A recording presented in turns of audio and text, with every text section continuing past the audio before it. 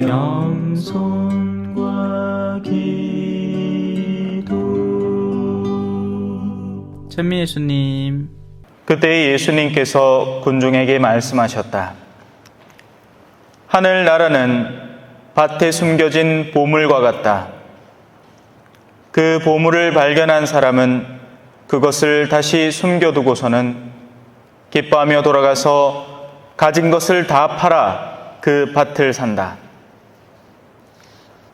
또 하늘나라는 좋은 진주를 찾는 상인과 같다. 그는 값진 진주를 하나 발견하자 가서 가진 것을 모두 처분하여 그것을 샀다. 주님의 말씀입니다.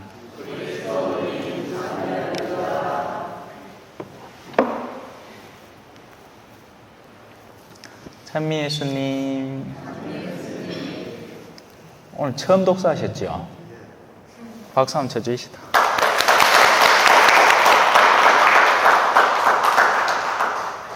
내가 긴장이 다 되더라. 얼마나 긴장을 하는지, 아이고, 아이고, 그 느낌이 어떨까요? 그죠? 지금이야, 저야 뭐, 능청스럽게 하잖아. 그죠? 예, 농담도 하고. 예, 처음부터 이랬겠습니까? 사람은 누구나 다 처음이라는 시간이 있고, 결혼도 그렇잖아요. 그죠?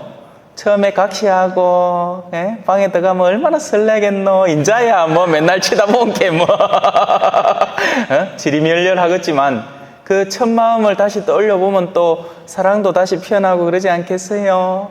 그게 또 언제 그렇게 또 되살아나느냐? 둘 중에 하나 먼저 가마 그제서야 아이고 뭐라도 하나 있으면 옆에 있는 게 나았는데 그 갑니다. 그러니까 가기 전에 잘해줘서 에? 본당 신부 있을 때 잘해줘서 가고 나왔고 뭐 가지 말고 박수 마시러 노래라도 한 곡 하면 모를까. 자, 얼굴이 빛나다. 모세는 주님과 함께 말씀을 나누어 자기 얼굴에 살같이 빛나게 되었으나 그것을 알지 못하였다. 이 부분을 한번 살펴보도록 합시다. 자신이 가까이 하는 것에 영향을 받게 마련입니다. 똥간에서 노는 사람은 당연히 똥 냄새가 날 수밖에 없겠죠. 옛날에는 그 푸세식 화장실, 옛날에 저희 집이 저 외관에 저 동부초등학교 앞에 문방구에 있거든요. 그 가면 이제 외갓집 가마 푸세식 화장실이 있었는 거예요. 그 안에 보면 막 벌거지들 막 버글버글버글 하다 아닙니까? 똥물은 막 똥물대로 다 차가 막, 그 냄새 하면, 그래, 그 냄새 나는 게 또 홍어잖아, 그죠? 홍어. 그 홍어 처음 먹을 때 그 화장실이 막 그 트라우마가 막 생각이 나는데, 인자는 잘 무요. 인자는 없어 못 무. 홍어 잘 먹습니다. 근데 또 다른 난관이 또 있더라고요. 중국에 가갖고 취두부를 한번 먹어봤는데, 와, 이거는 진짜, 그건 아직도 적용이 안 되더라고요. 자, 쓸데없는 소리였고요. 그래서 자기가 먹는 것에 냄새가 날 것이고, 자기가 가까이 하는 것에 냄새가 풍겨 나오겠죠. 얼마 전에 이제 향수 샘플 하나 받게 돼가지고 뿌렸는데, 하루 종일 그 냄새가 나더라고요. 그것도 마찬가지고. 향수병을 갖고 노는 사람은 향수 냄새가 나게 마련입니다. 영혼도 마찬가지라서 겉으로 아무리 거룩한 복장을 하고 있어도 사제가 새 속에 뛰어놀기 시작하면 새 속의 냄새가 납니다. 그러면 뭐 전부 다 생각하는 게 뭐 건축을 얼마나 더 멋들어지게 할까? 인테리어를 어떻게 바꿀까? 그걸 위해서 신자들을 어떻게 구슬려가지고 또 돈을 내게 만들까? 온통 이런 세속적 사고 구조만 갖고 있게 돼요. 영혼의 구원을 위해서 헌신하고 어떻게 하면 영혼들을 좀 더 취합해 올까? 그들을 더 하느님 가까이 이끌어갈까? 하는 생각을 못하게 된단 말입니다. 반대로 외모가 아무리 초라한 사람이라도 이 사람 속에 하느님이 들어있을 때는 그 하느님의 향수가 풍겨져 나옵니다. 오늘 한 분하고 식사를 했는데 그 하시는 말씀이 새 속에 사니까 새 속에 물들어가는 자신을 발견하더라. 그래서 이제 다시 하느님께 돌아오면 마음이 정돈이 되겠죠. 사실 사람의 외면조차도 내면의 상태를 드러내고 있습니다. 여러분은 이제 저를 쳐다보니까 제 얼굴은 당연히 이제 강론을 위해서 준비된 얼굴이겠죠. 강론 올라오는데 뭐 제가 오늘 내 오늘 기분 나빠 이렇게 하지는 않을 거 아닙니까, 그죠? 네. 근데 재밌는 건 저에게서 일어나는 거죠. 제가 여러분의 얼굴을 볼 때 여러분의 얼굴은 속이지 않는단 말입니다. 속일 이유도 없고 저마다 지금의 내면의 상태를 거의 숨김없이 드러내고 있단 말이에요. 무심코 그렇잖아요. 군중 속에 파묻혀 있으면 자기를 꾸밀 줄 모른단 말입니다. 마음이 안정된 사람과 불안정한 사람의 외면은 확연하게 차이가 납니다. 불안정한 사람은 항상 이 긴장을 갖고 있죠. 그리고 표정에서도 그게 항상 드러나요. 애써 미소를 짓지만 뭔가 어둑한 면을 갖고 있는 거죠. 반대로 영혼이 안정되어 있는 사람은 외견으로도 안정되어 있습니다. 뭐 힘든 일을 잠깐 해서 인상을 잠깐 찡그릴 수는 있겠지만 결국에는 평소에 풍겨내는 외견의 이미지는 내면의 반사작용이란 말입니다. 그래서 그런 노래도 있죠. 얼굴 찌푸리지 말아요. 모두가 힘들잖아요. 이런 노래 있었는데. 여튼 그래서 영혼이 불안한 사람이 다른 이에게 영적인 도움을 준다는 것은 이건 말도 안 되는 이야기입니다. 하지만 세상은 그래요. 자기 앞가림도 못하는 사람이 타이틀을 달고 남을 이끌어주겠다고 나서는 경우가 너무나 많습니다. 예를 들어서 무슨 심리학자나 정신과 의사다. 이나마 지금 그 집안도 엉망이라.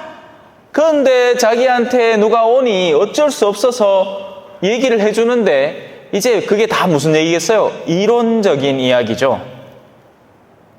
이 사제의 삶이 힘든 것 중에 하나는요. 자칫 잘못하면 정말 극단적인 위선자로 빠지기 시작하는 겁니다. 자기의 내면이 하느님과 안 친한데 24시간 하느님과 친해져야 된다는 이야기를 하고 있으면 죽을 맛인 거예요, 그거는. 내가 예를 들어서 삼겹살 죽자고 싫어하는데 내 삼겹살 구워 바쳐야 되는 게 손님들한테 그만큼 싫은 일이 어디 있겠어요?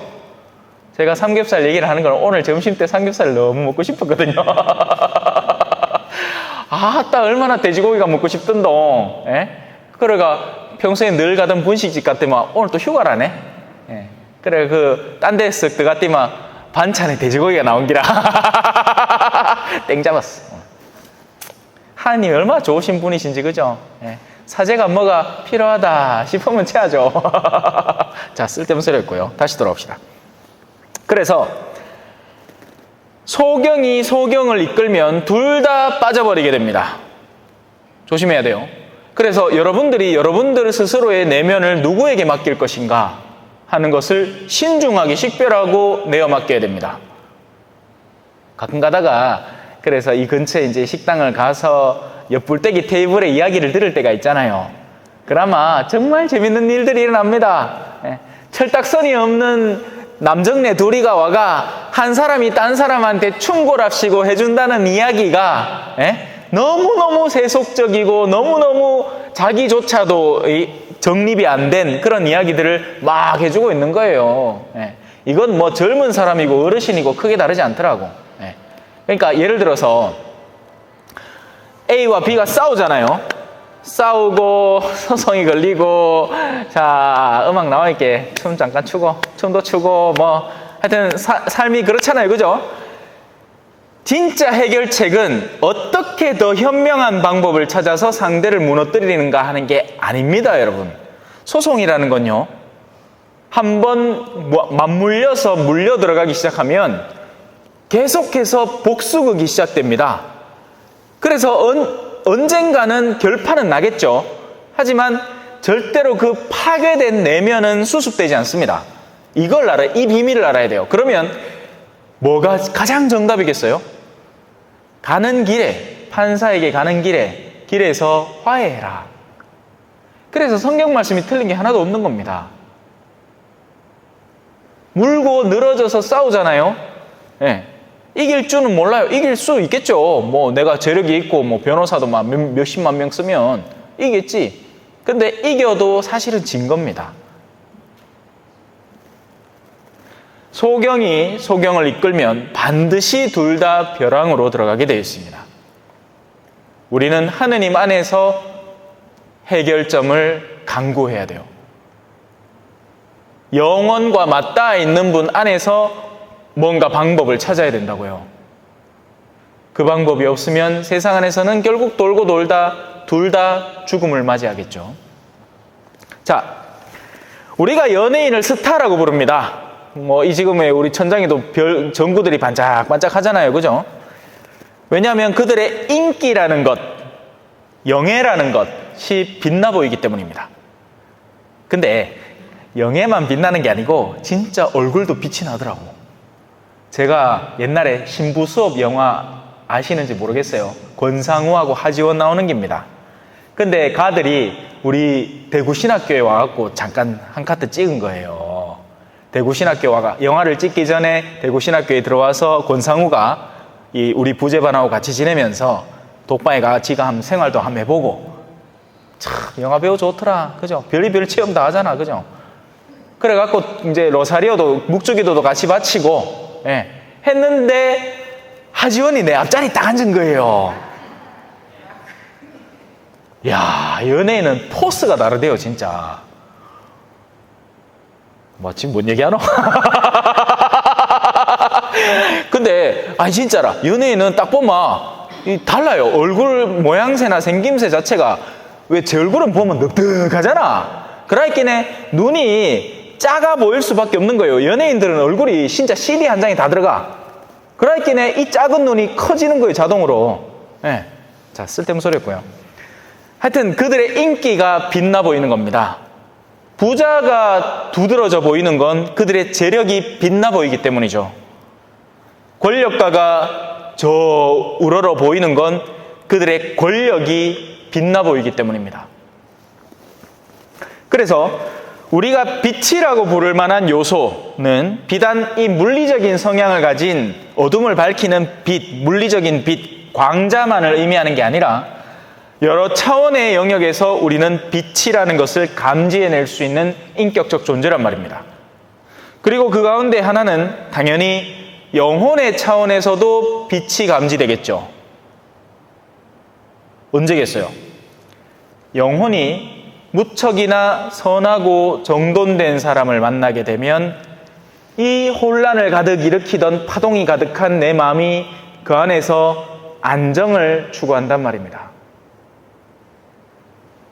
그런 경험 못 해봤습니까? 누구를 만나고 잔잔하던 내 마음이 도로 속이 시끄러워. 근데 어떤 누군가를 만나서 몇 마디 하지도 않았는데 그의 곁에 잠깐 머무르는 동안 내 마음이 순해지는 체험을 하는 거죠. 왜냐하면 그의 마음이 호수기 때문에 그렇습니다. 바다기 때문에 그렇죠.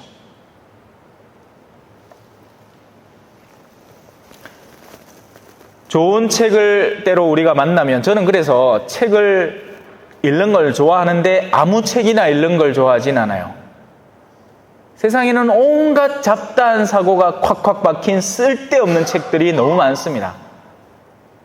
그런 책들도 어쩌다가 제 손에 잡히면 읽기는 해. 왜? 세상을 읽어내야 되니까. 하지만 읽는 내내 마음이 불편합니다. 그럴 때는 성경이나 아니면 준주성범이나 아니면 성인들의 자서전 이쪽으로 돌아옵니다. 얼마 전에 이제 한 분이 저한테 파우스티나 수녀의 자서전을 선물해 주셨어요. 예전에 읽었던 책이에요. 하지만 그걸 다시 읽으면서 마음이 정돈됩니다. 그렇지, 맞아.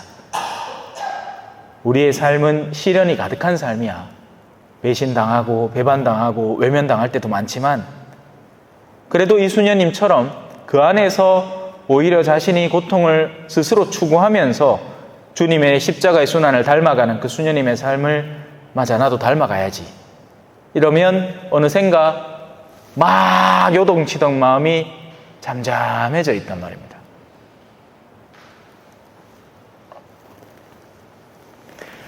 우리가 그런 좋은 만남, 사람과의 만남과 좋은 영적 저자와의 만남을 추구하면 우리의 영혼에서부터 빛이 나기 시작합니다. 마치 다이아몬드 원석을 보셨는지 모르겠습니다. 물론 저도 원석을 그 자체로 본 적은 없지만 가끔씩 다큐멘터리나 이런 데 나오거든요. 원석 자체가 뭐 우리 반지에 박힌 것처럼 바닥바닥 하지는 않겠죠. 원석은 길에 구불러 다니는 차돌 비슷해요. 예, 그 두 개 딱딱 두드리면 빛나는 거 있잖아. 예? 흐끄무리한 돌. 근데 그걸 갖고 와서 이제 깎아야 돼요. 세공을 해야 되는 겁니다. 결 따라서 쳐내고 그리고 끊임없이 이 연마를 해내면 탄생하는 게 보석이라는 거죠. 영혼도 마찬가지예요. 우리의 영혼은 얼마든지 세공될 수 있는 영혼들입니다. 필요한 부분은 깎여 나가야 되고요. 닦여 나가야 하는 거죠. 그러면 반짝반짝 빛이 납니다.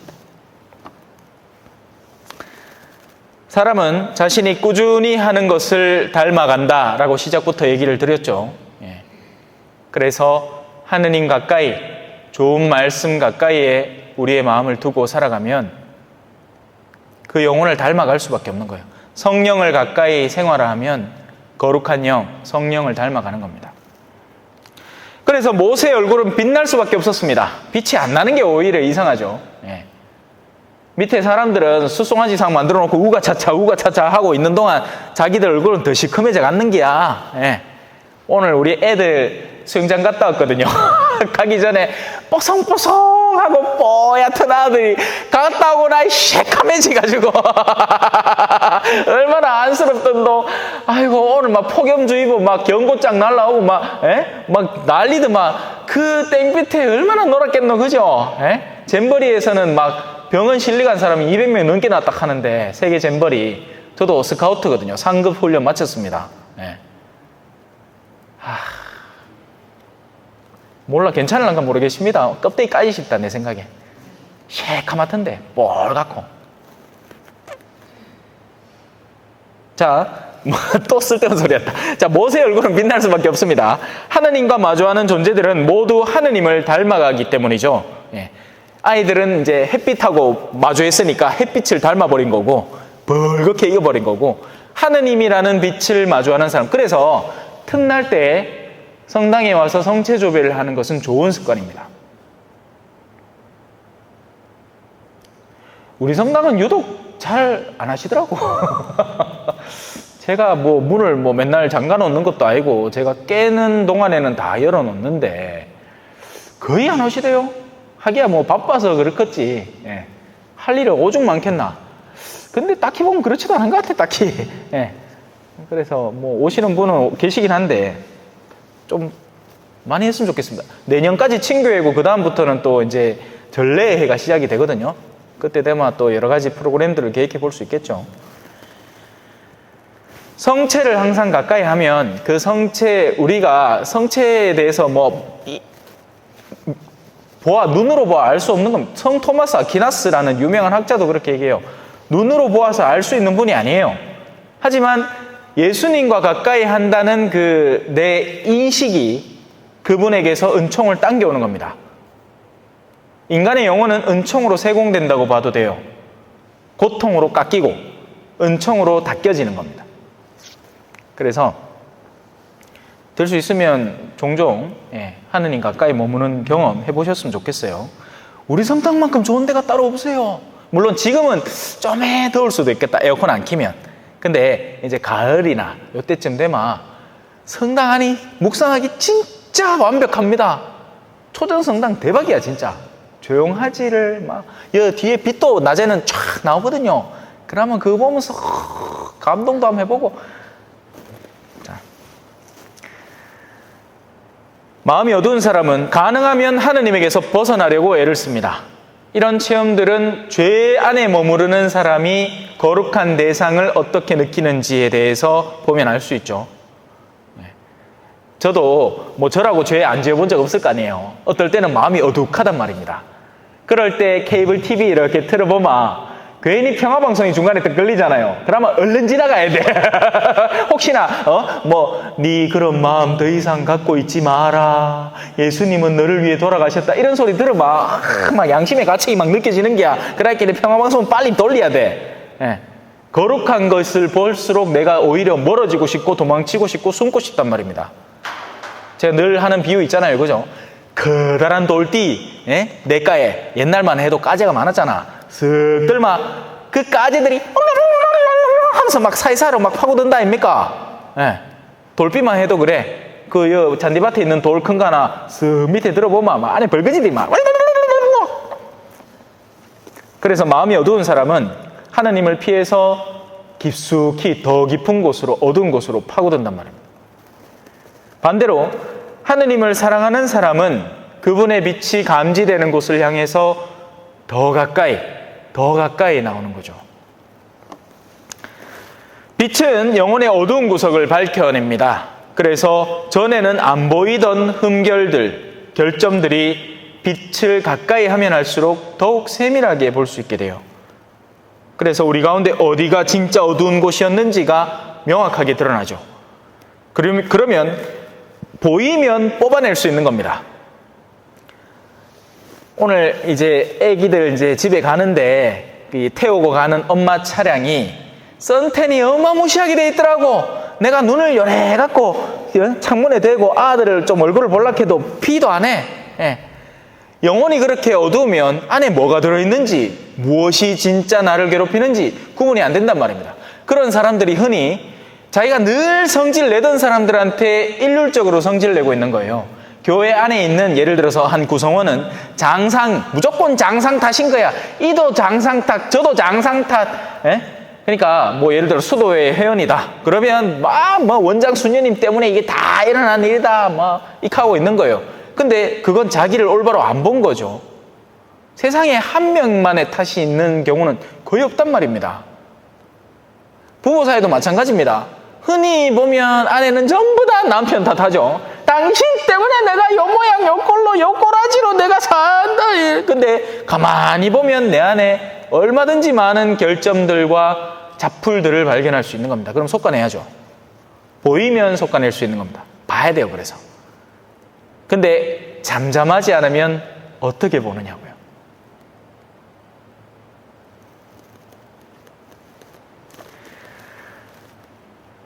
그래서 빛을 더욱 가까이 할수록 우리의 영혼은 더욱 밝아지고 우리 내면에 존재하는 미세한 움직임들이 세밀하게 노출되기 시작합니다.